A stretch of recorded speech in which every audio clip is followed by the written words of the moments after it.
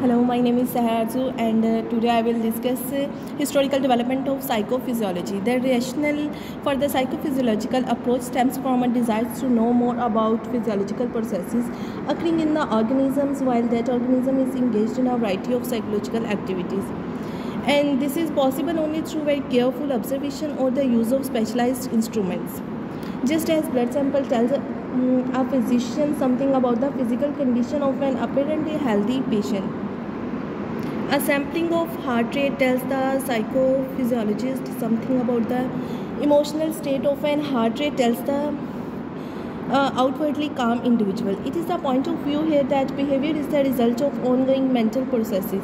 Thus, observed behavior is not the equivalent of mental activities because these activities are not always translated into motor acts.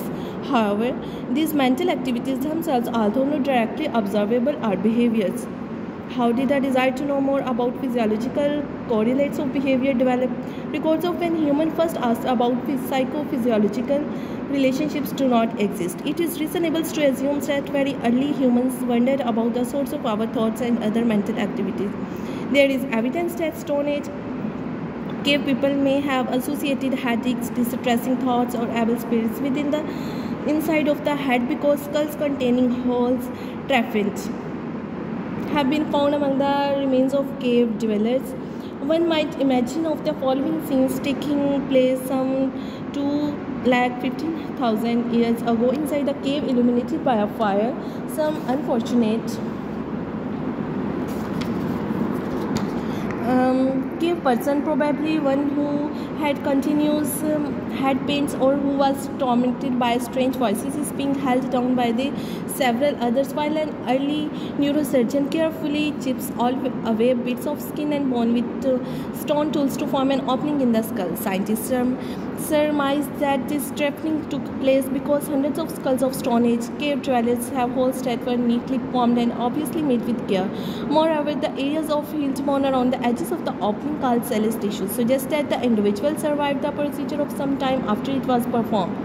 Evidence of healing is more the rule than the exception. Hundreds of skulls and signs of trephination have been found all over Europe, including Denmark, Sweden, Poland, France, Spain, and British Isles. In one study of skulls found in Peru, there was evidence of healing in 250 out of 400 skulls examined. Special metals for the procedure were used as early as 300 BC by Celtic warrior surgeons in Germany and Hungary.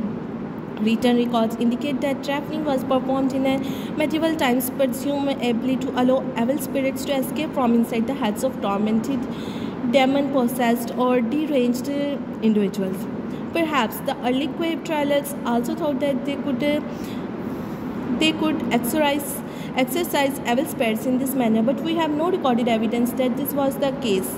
One of the earliest recorded expression of a relationship between a body organ and mental events is found in Egyptian papyri dating from the 17th century BC. These written records clearly indicate the belief that the brain was recognized as the locus of mental activities and are all the more remarkable because they are believed to be copied of earlier writing from about 3000 BC.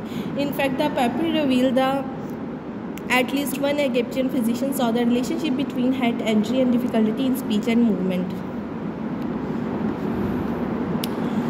And now we will discuss Aristotle, born in 384 BC, was a pupil of Plato. He is different from his mentor in his belief that the main function of the brain was to act as a cooling system for the body, lowering the temperature of blood containing food and bringing on sleep.